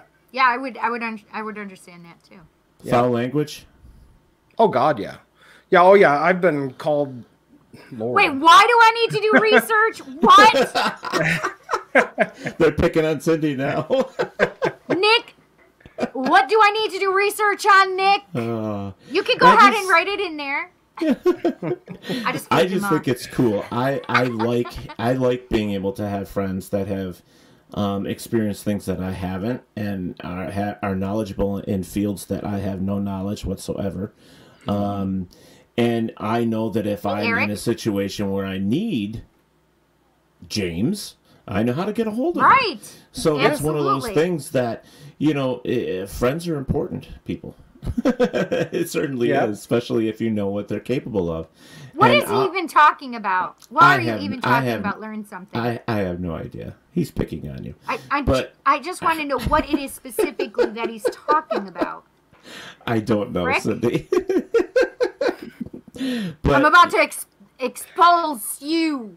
But it's amazing how the movies portray this stuff, though, and it's just they make it so that it's fun or intriguing or keep you at the end of your seat, which is great. But I myself, Eric? I mean, if I knew anyone that had to have a demon exorcised, oh my God, I would be calling James, because it's just one of those things. I'm not versed in knowing how to do it. I mean, I have my own rituals and faiths and beliefs and stuff too, but it doesn't include that. Not that I'm aware of, because I've never had that happen. So not to say it never will. Knock on wood. Anyways, but hope not. Yeah, exactly. That'd be terrible. Yeah. But there are people, like I said at the beginning of the show, there's people out there portraying to be this, that it scares me. That they actually believe that that's what they can do. And I just hope that any of my friends or any of the people on here come across the true thing, the true exorcism or exorcist, and not a fake one. Something that's well, real. I actually have a story from the Gospels that go hand in hand with what you're just saying. Okay. So there were 7 Jewish brothers. They were known as the 7 sons of Sceva, and this was right in the Gospels. You can read it in the scriptures. And they saw Jesus and the apostles casting out demons. So they had no faith in Christ or anything like that. And they're like, hey, buddy, I think we can do this too. That looks like it's pretty cool. So they found a demon-possessed person. And they go up to him and they go, I abjure you in the name of Jesus, come out. And the demon within the person goes, Jesus I know, and Peter I know. but who are you? And it proceeded to beat all 7 of them within an inch of their life. Wow. It lashed out, and they were bloody, and they ran away in fear because you don't play when it comes to demons. Yeah, that's right. Yeah. That's right. Wow. Yeah. Ted, have you stories about Heard Mount stories Hope Cemetery? about Mount Hope Cemetery. That's what I mean. I like have in what heard way, stories. Joe? I have heard some stories. Like in what way, though? Well, the ones I heard of were the people that are buried there. I've heard about a witch that roams the cemetery, which really wasn't a witch at all. It was just crap. But there's a lot of stories. I mean, people, if you really want to know about haunted cemeteries, stay away from Mount Hope, because that's not nearly as. Is that the one in Chicago? That's one in Rochester, No, it's right New here York. in Rochester, New York. It's one of the largest in the world. It's just huge. Yeah. Wow. It's beautiful. It is beautiful. It is. I'm vaping, so just no, so you're you fine. know. I'm having a Nick fit. I usually have a cigar, but Hey. I've been cutting back on cigars. Oh, well, there you go. Especially since the price here just went up. But I'm they're dipping. taxing them something fierce. Oh, there. Well, I noticed the bottle earlier. Yeah. And I go, oh, someone's chewing. Yeah. Yes. Oh, it's disgusting. There's my demon right there. James. Yeah. Well, disgusting. My demon's called Nick. That's so gross. There you go. Your demon's called Nick. Nick and I have a relationship. Just so you know, New York State just went, their tax now on tobacco products is 75%. Wait, how is that possible? Yeah. Like, it just Good grief. A pack of cigarettes now is close to $13. A bag of Red Man Chew is now $15, and Holy a bag crap. of Lee Garrett is now $18. So I mean, wow. Everything that was $1 is now either $1.50 or $2. I mean, nothing is cheap anymore. New York is really just, it's terrible. They definitely don't want you smoking or anything with tobacco there. Well, that's because New York is feeding New York City, and New York City is in trouble. So, you know, that's why. But and the reason I'd never move there. Right. Let me have my freedom. I'm a constitutionalist, by God. There's freedom in America. Yes, there is. Yes, there is. Yeah, that is insane. You know, it's a wonder that any of us still are able to do what we do, because there's so many new laws every day, a new constraint, you know, put on us to where we can't do what we normally do. Thank God for wide open spaces for my property, that here we've got enough acreage to do whatever we want. So outside and inside, but once you step into the rat race of the world, man, you follow the rules. Yeah, you know, you have to. It's scary in the way things are now. And like I said in the beginning of the show, the negativity and the amount of negative energy that surrounds us all these days is the highest it's ever been. Sure. I mean, it's I mean, terrible. we have had, this is the most divisive time frame in a very long time. Well, there's such a great darkness right now over a lot of major cities, but also over the nation itself. Yeah. I don't think I don't know what the solution is, honestly. So, can I tell you guys something? Go for it. So, you're pregnant. Right. We're having a discussion. I'm pregnant. You can. I'm pregnant. I'm having like multiple. Well, congratulations. Right now. No. I'm pregnant with thought. How's that? I'm pregnant with miracles. Yes, I'm pregnant with miracles. Yes, I love it. Watch that damn, damn butterfly wings are going to pop out behind her there in a second. So what's going on and why we feel like heaviness is a lot of people going through a lot of their shadow side and their shadow work. And that's because all over this planet right now is a space and place where we are trying to raise the consciousness levels for the collective. And as we do that, we have to purge a lot of shit. So where do you think that negativity, it's feeding somebody and other things, right? So they are really loving the negative stuff that we are trying to purge.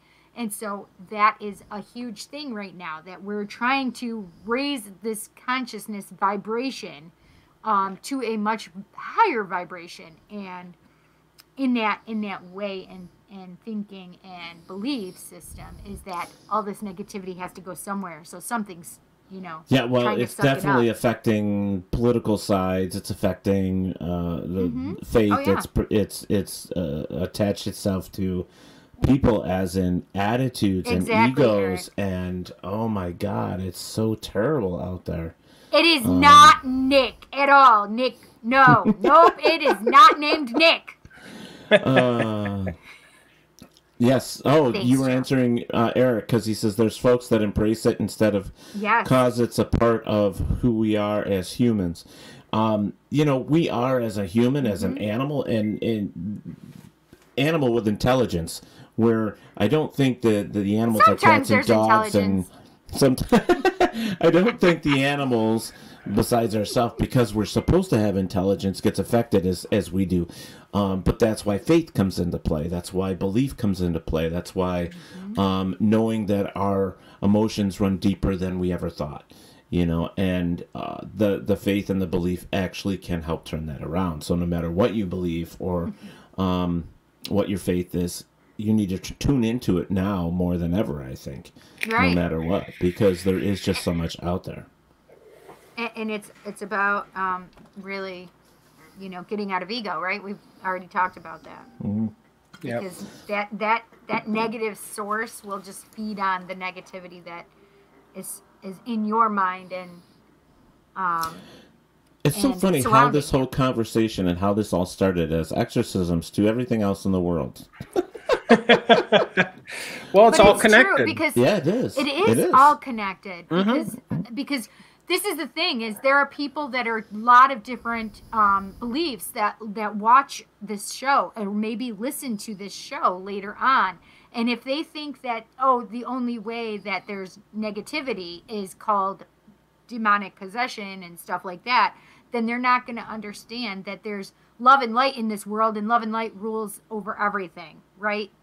And that's what we need to make sure, is that they understand that love and light is that energy that comes from spirit, that whether we name it Christ consciousness or we name it just spirit, right? Or we name it Allah, or it just makes so that they understand that faith and trust and belief needs to be there, that can rid this space and place of negativity.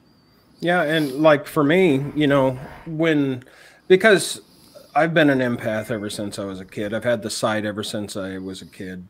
And so I'm affected That's a hard question, Barry.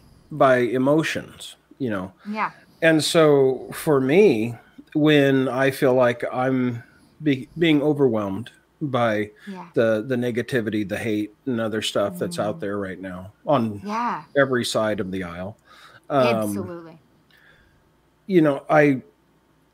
I simply look at the cross for me, and I refocus myself back on the basics of my faith. Mm-hmm. And so that helps propel me forward, because only by focusing on God, I realize He's got this. He knows what He's doing. Right. Nothing's, everything is in His hands. So there's no reason for me to get sideways or whatever else, even though I kind of do, because I'm a human. But at the end of the day, He's got it. Why do I need to fret about things outside of my control? And see, I think that's important, because a lot of people, they think that we as humans, we have to handle everything. We have to handle it. We are the part that's responsible. Yeah, because you have to learn that you can't control everything. Control is not our thing. It's the great big lie, right? So instead, isn't it about like when we can't handle something, we ask Spirit to hold it for us because we can't hold it anymore? And it's time for us to understand that it's beyond us, and for we're not just supposed to have that information right now or hold that space. It's for us to allow it to be given over and handed over to Spirit so that they can help us and really reach to a place and space of groundedness and centeredness again, right? Because then you can then think more clearly. Once you are not holding that ego stuff, right? You surrendered it, right? And then it allows you to be in that space where we can go, oh, thank you so much, right? Yeah. Well, it's like the old saying, sometimes he calms the storm, sometimes he calms his child. And you just have to be still and know that he's God. Yes. Sometimes we just have to shut the fuck up and listen to Spirit. We do. Right? Yes. It's the truth, though. Yeah. It's true. It's true. Yeah. What did Chanel say? Chanel said, a lot of positivity and light and a hint of trucker. Yeah. That's true. That's what you get when you meet Cindy or talk with Cindy. It's absolutely true. There's no holding her down. No. Listen, my dude is Jesus. Boop. He's right here. He knows me.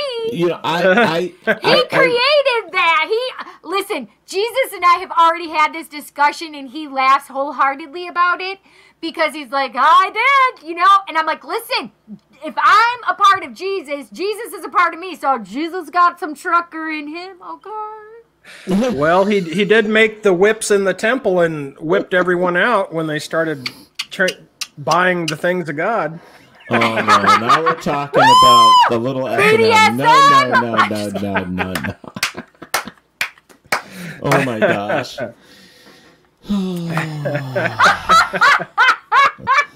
Cindy's done.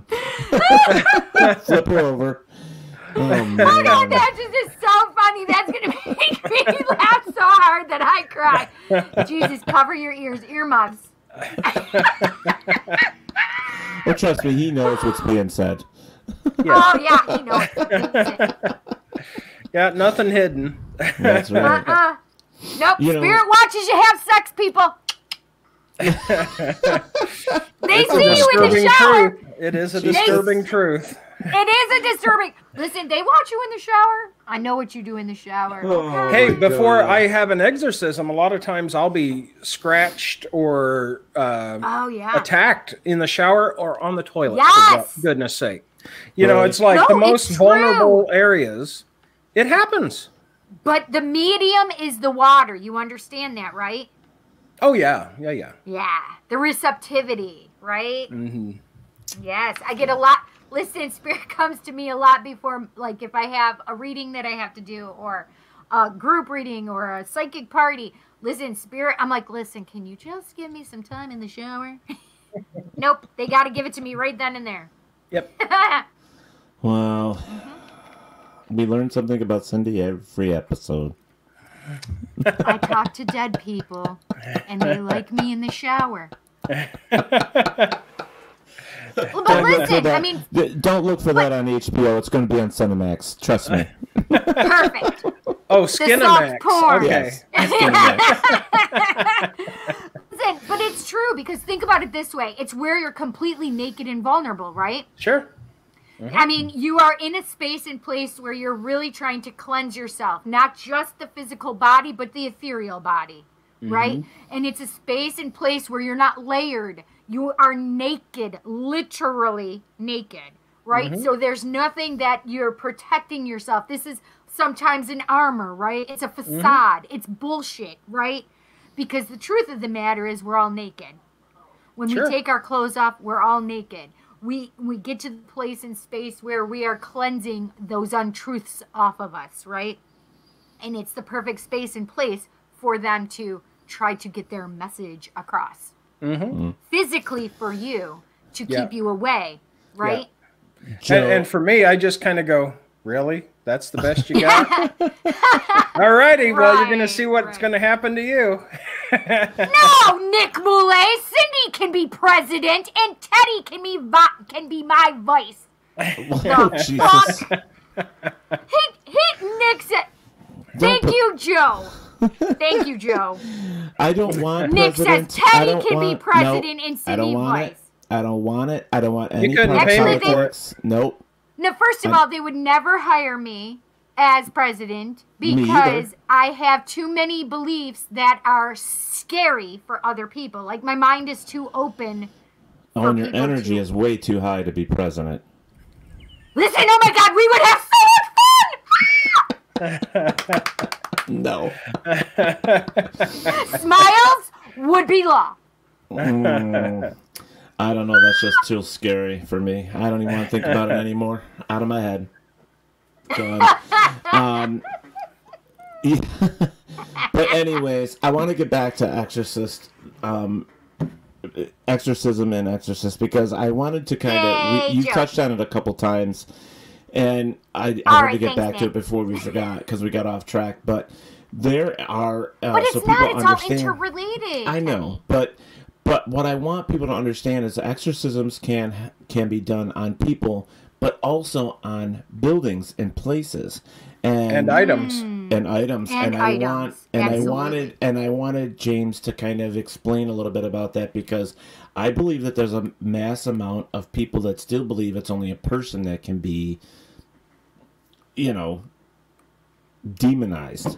Have a demon within it, because we know that houses, we've known, the Hinsdale house had a demon in it, and it had to be exorcised, and objects, and I just think that's something that gets lost sometimes in conversations with exorcisms, and I just wanted to touch on it a little bit. So, so I'm going to give it to you from the Judeo-Christian perspective. So you have a third of the angels that fell with the Luciferian rebellion when Lucifer said, I'm going to sit on the throne of God. I'm going to be worshipped. And God wasn't having any of that. Yeah. And God gave them a backhand, and they all went bye-bye. Hi, Brent. On top of, so that's part of the demonic. Then you have the disembodied spirits of the Nephilim, the hybrids between the sons of God and the daughters of men. They were never meant to be part of creation, and so they don't go to really heaven or hell. So they wander, and they need a person, place, or thing to inhabit, because they still seek to be alive, even though each and every one of the Nephilim, you can read all of the accounts, were evil to the core. They were murderous. They were violent. They were, of course, massive too. Where the Nephilim, Rephaim, Anakim are the giants of old. And a lot of folks think that the story of the Greek heroes, Titans, and others come from the Nephilim. Right.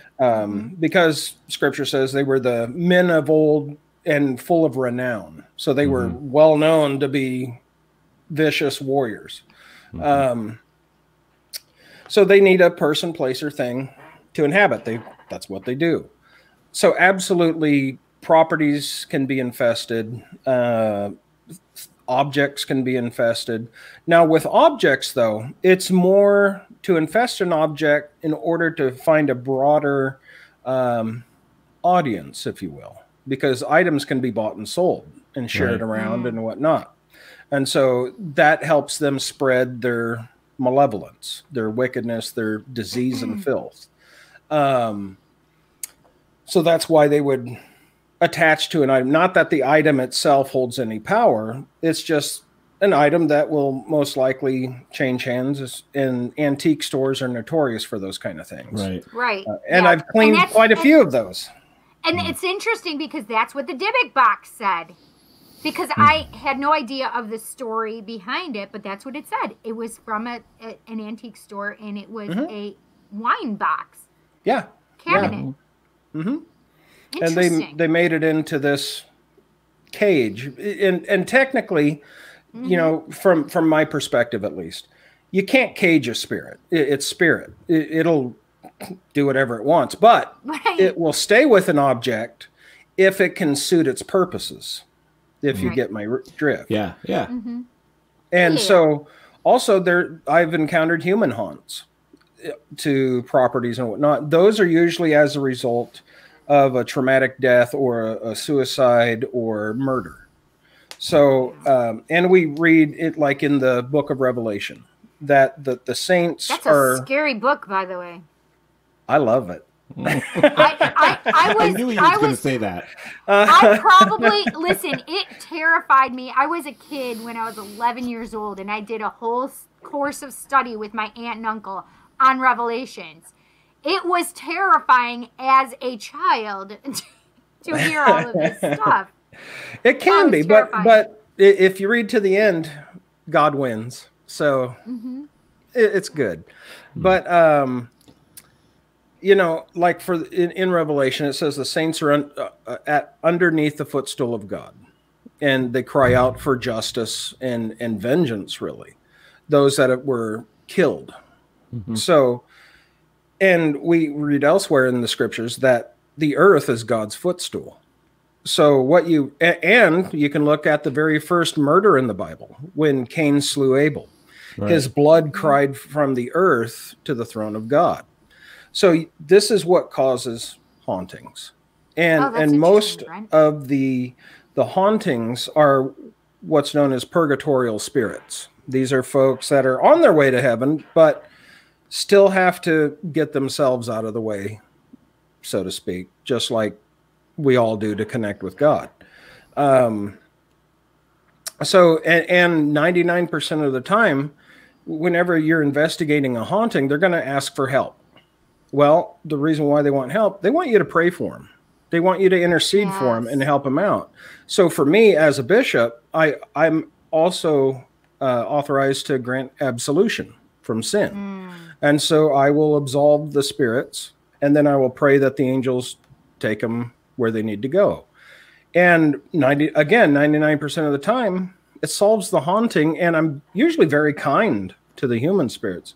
It's the demons that, you know, we have a mutual understanding. I hate them, they hate me, and we're going to have an issue. But the human haunts, not so much.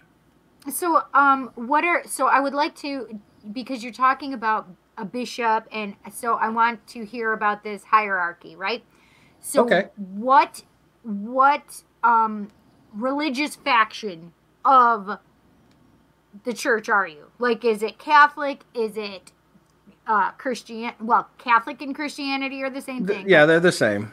But I like Episcopalian, Methodist. What is it that you're part of?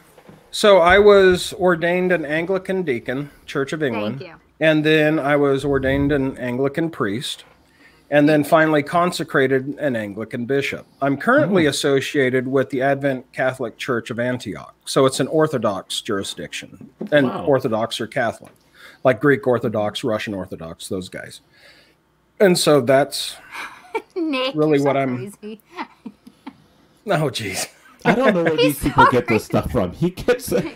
I don't want we that are responsibility. all of God. Do you understand? I don't we are want that all responsibility gods and goddesses. either.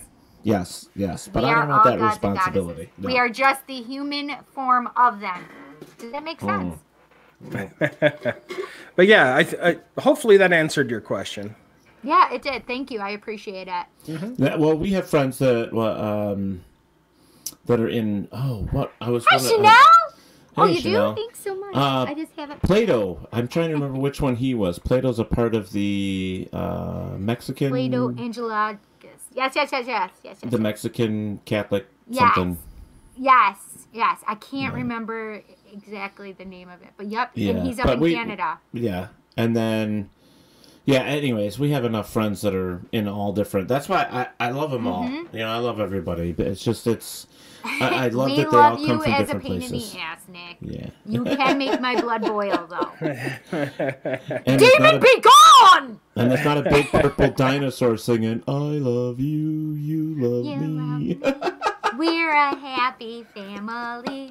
With a great big hug and a kiss from me to you. Oh my gosh, really? You're going to keep singing this? Too. What the I loved it. It was such a sweet song. Barney wants me to take a long walk off a short pier, you know.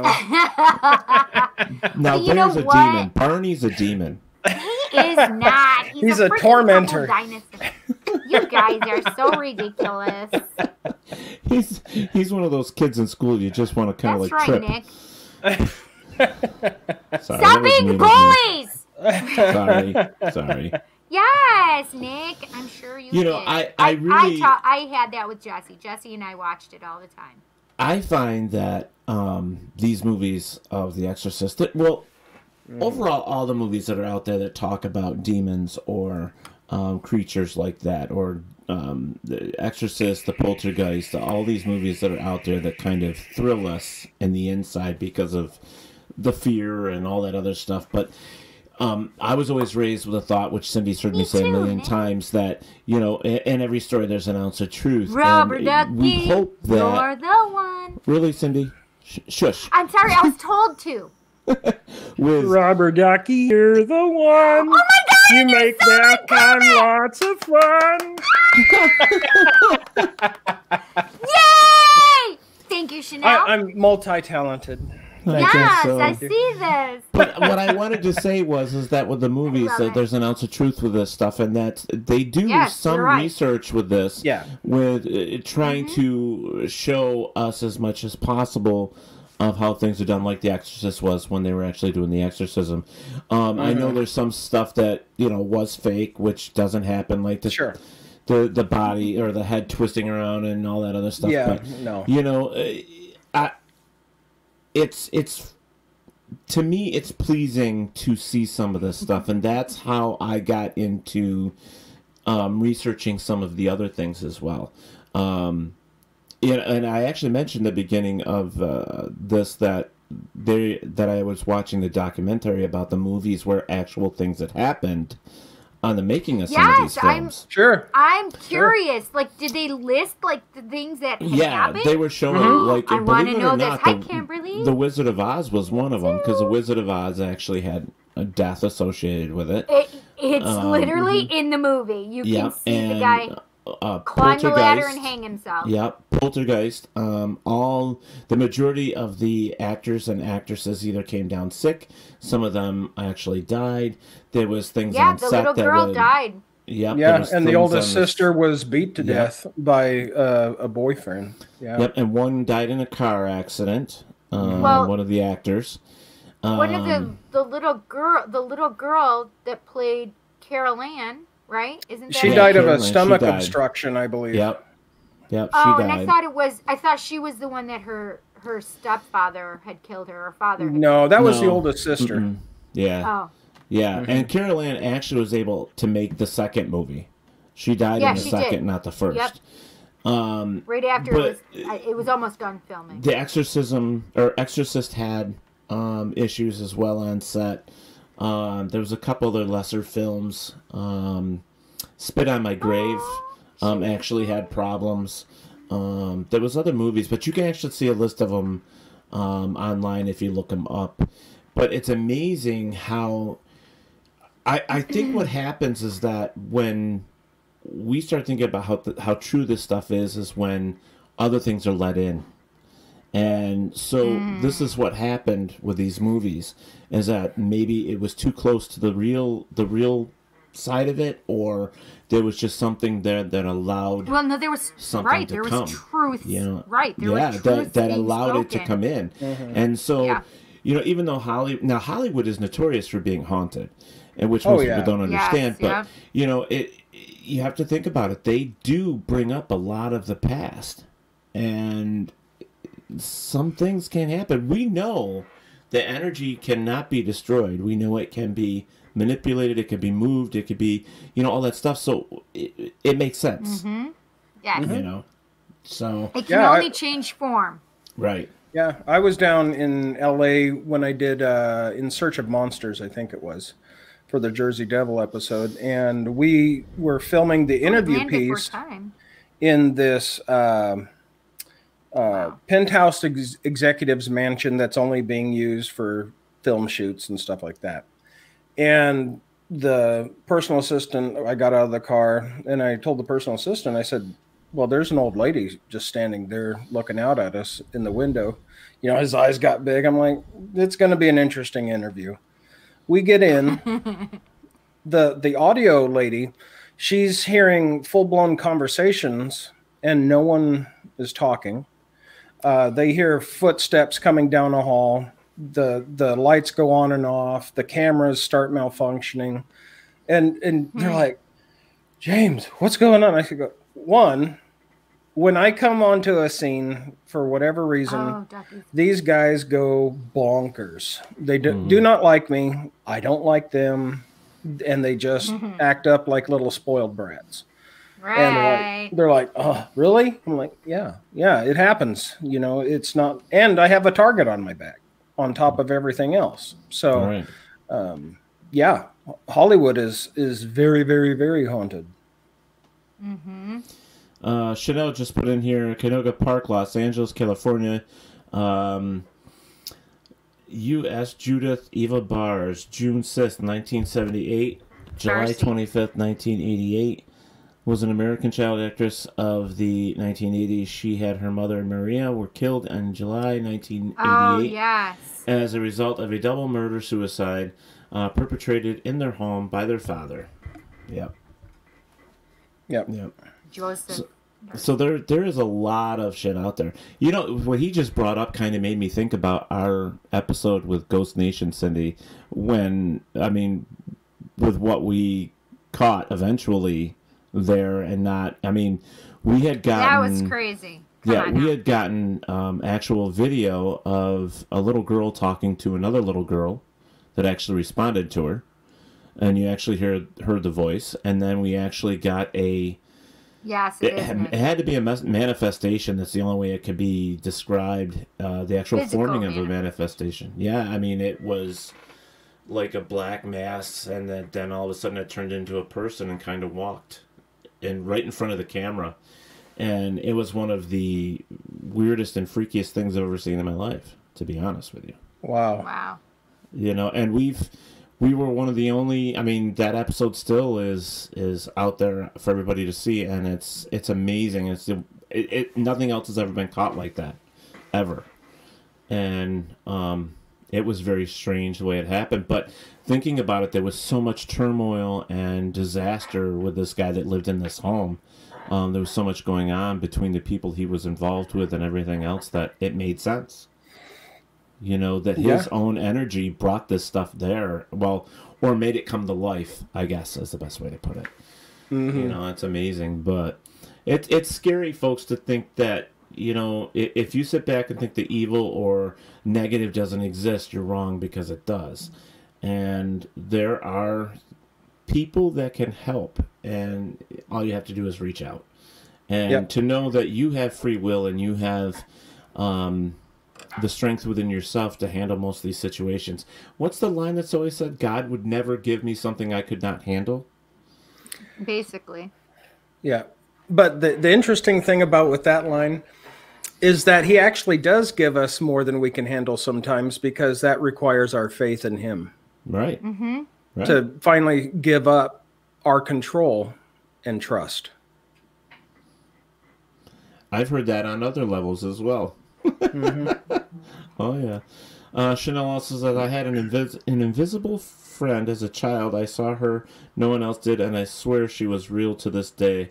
She was a slave girl in a home I lived in Welch, West Virginia. That's cool. She lived in your class. Well, Cindy had an invisible friend. I did? Yeah. My sister had an invisible friend. Oh, I thought you had one too. That you used to talk to in the living room. Mine wasn't.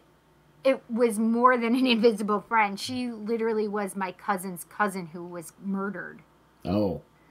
Oh, wow. Yeah, so, and they just solved her case. Literally just solved her case. I was 13. I was 13, and yes, Wendy Jerome, her murderer has just been caught. He was in Florida. That's great. Yeah, it was amazing. Wow. Yeah. Well, you know what? We've gone past our time. We've come up to the second hour here. So up to the top of the second hour. So basically, I want to thank James for coming here. We've had a great night. I enjoyed all of this. I have enjoyed you so much, James. I've enjoyed having a conversation. I mean, this is great. Absolutely. It's been a while since you've been here with us, so yeah, I think so. Yeah. When's the last time it was? It's been over a year. I was going to say I thought it was last year. Yeah. Yeah. But because I think it was when we still had the studio downstairs. Yeah. At the shop. Yeah. I think so. Yeah. But yeah, this is a whole new platform for us because we didn't use this the last time, did we? No, we were doing something else. Yeah, I don't think we used this. But yeah. No, we didn't use StreamYard yet. Yeah. No, not last year because we had the studio in the bottom floor of John's studio. Well, it's just great though, so we can actually see people and talk to them. That's why I like this platform. It's awesome. Yes. Yeah, we didn't have StreamYard until this year. This is awesome. I love this so much. Yeah, so do I. But James, do you have anything you want to say to people out here that final thoughts or and promote yourself? Like what do you have coming up and stuff like that? Yeah, any of that stuff. Oh, definitely. Okay. Let's see. I have my own live stream Sunday nights at 6 p.m. called The Exorcist Journey on Facebook. I actually use StreamYard here. Awesome. It's great, right? I have a podcast that is it's called Wilderness Call. That's also on Facebook, but it's also on every podcast platform as well. Awesome.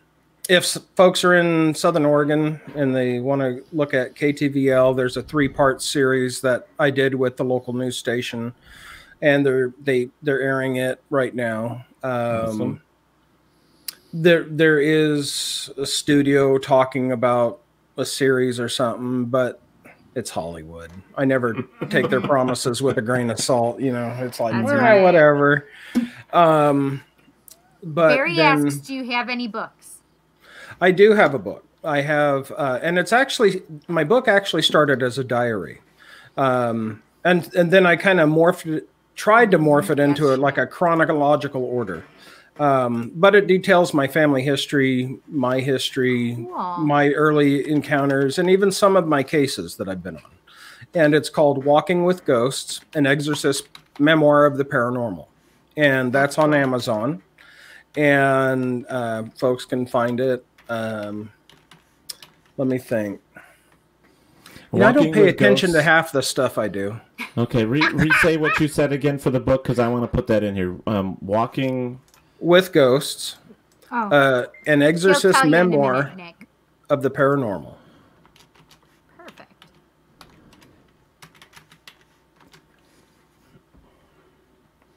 Yeah, nice, and it details a lot of. So my mom, the site. So for me, I'll put it in terms most folks would understand: post-cognition, precognition, psychometry, clairaudience, clairsentience, clairvoyant, that stuff. I have other terms for it because that's not really in keeping with my belief system. But yeah. So, but my mom's had that too, and so there's a lot of events that she actually wrote a chunk of that book too. So, wow, that's check it out. Fantastic. Yeah, I love that. You did it with your mommy. I did. I love my mama. Yes, I love that so much. Yeah.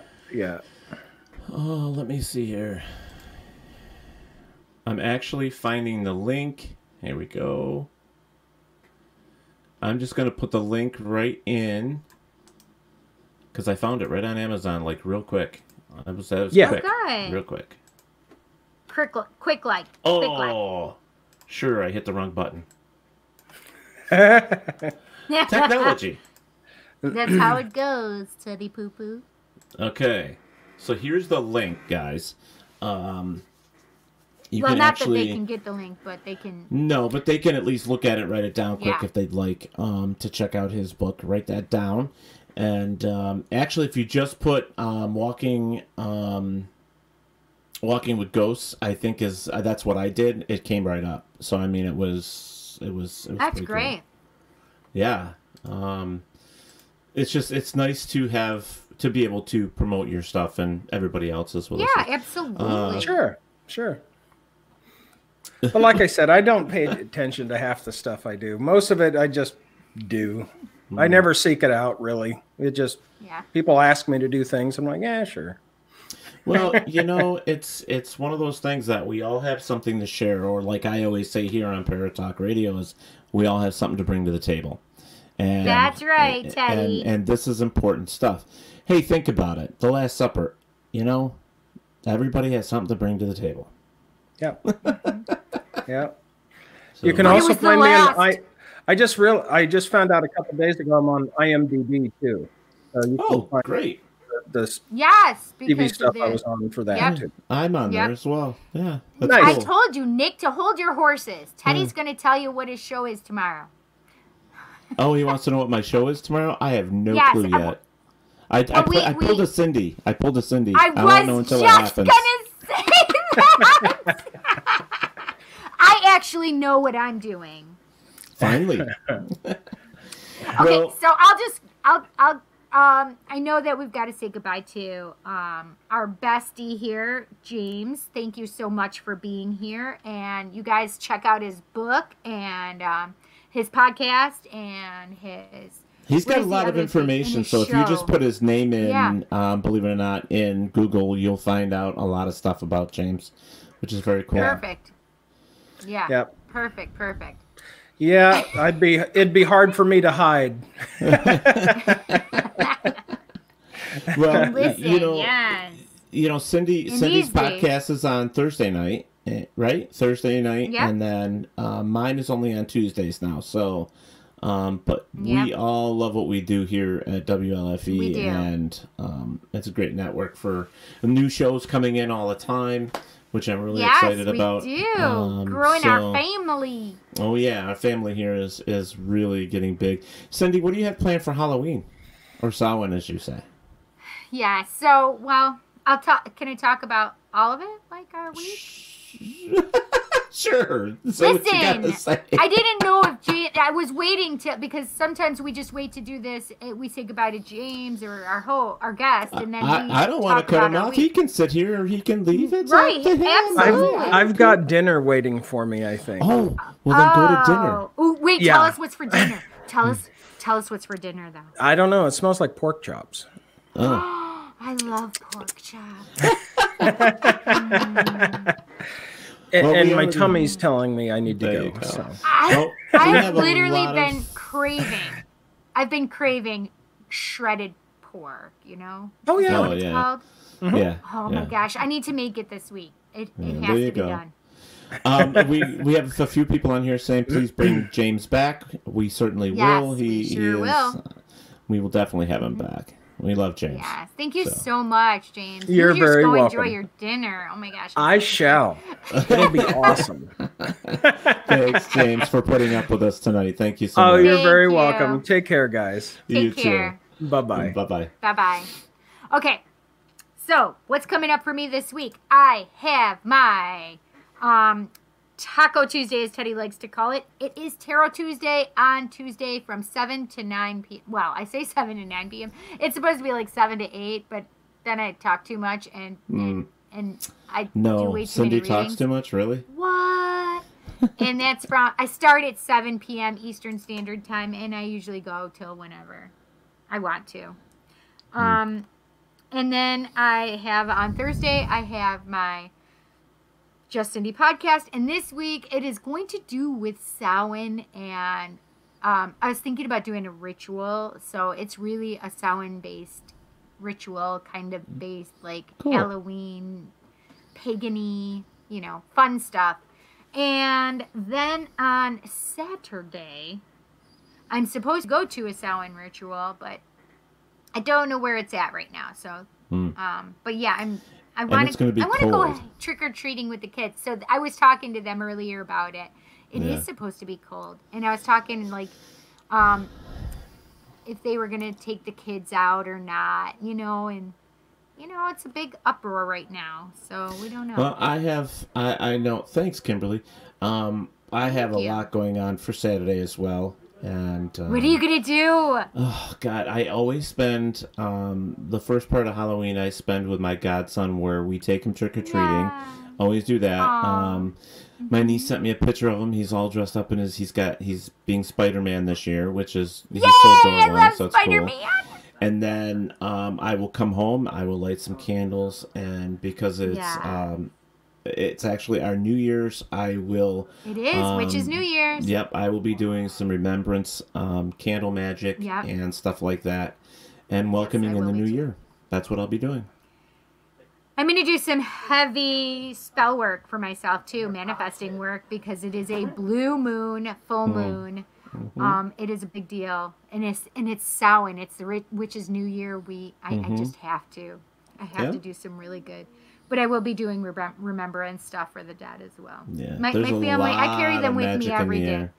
There's a lot of magic in the air. It is so heavy, right? It's so tingly. It's nice. It's nice. It is and I've been really hearing from nice. friends I haven't heard in a long time, telling me what they're doing for Samhain. Yeah, and it's like, it's just nice. It's nice to hear from people I haven't heard from a long time, and some of them actually called me. It's like, do you remember this spell? I'm like, yeah, I remember. And, so that's like people will ask me for things. And that's why for me, with my herbs and getting them done is always important. Harvest time with pulling stuff and getting them dried and stuff. It's important for Samhain. So, there's a lot of that stuff happening. I made some really cute little mini sage wraps for burning, little minis for people. They're single, so cute. Like single uses and stuff like that. So I've made some of those. I've got to have some more made by the end of the week, and they're just gifts. I'm just giving them as gifts. Yep. That's amazing. I know that you had told me that I need to come out, and I just. Well, I actually what I'm got planned is I with all the peppermint and the spearmint and the catnip and all the herbs that I've got, it's just spending the day tomorrow pulling leaves, getting them dried.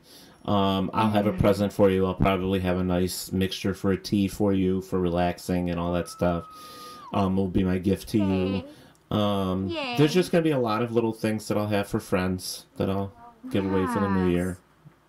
So I think that's a beautiful thing, Teddy Cooper. Well, we all have to do our part, and that's my part. So yes, yeah. I mean, you have so much knowledge with your herbs. I really think that should be one of your next books. I'm thinking about it. I'm thinking about it. I've already got 2 on the board, though. I got to finish, but listen.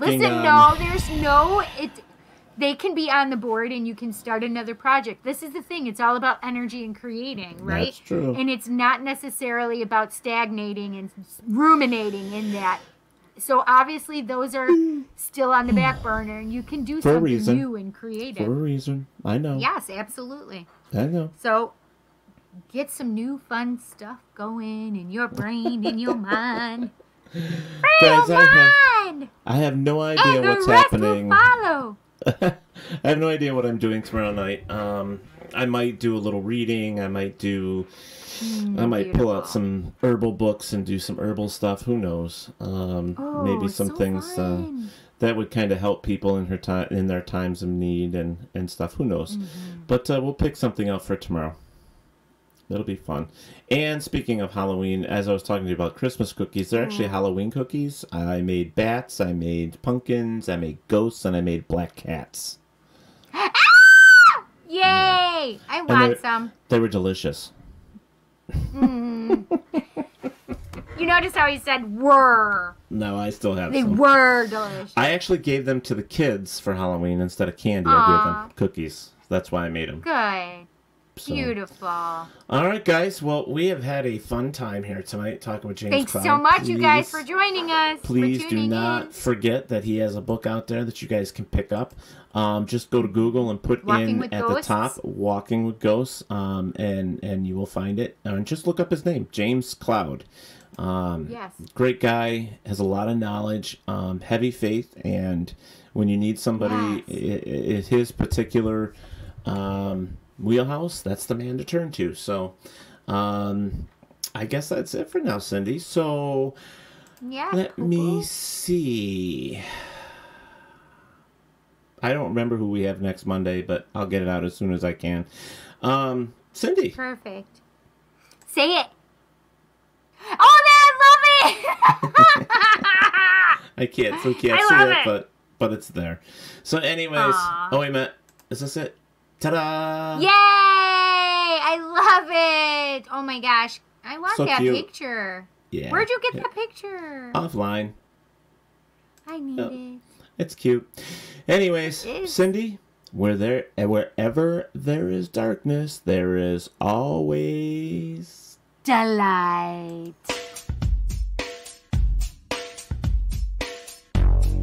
Thank you for listening to Paratalk Radio with Ted Wolf and Psychic Cindy. Catch us next Monday for another fantastic guest. Please check out our show as well as others on the WLFE DB Radio Network. And remember, like, follow, and share with everyone. Join us at WLFE-DB.com for upcoming shows and so much more.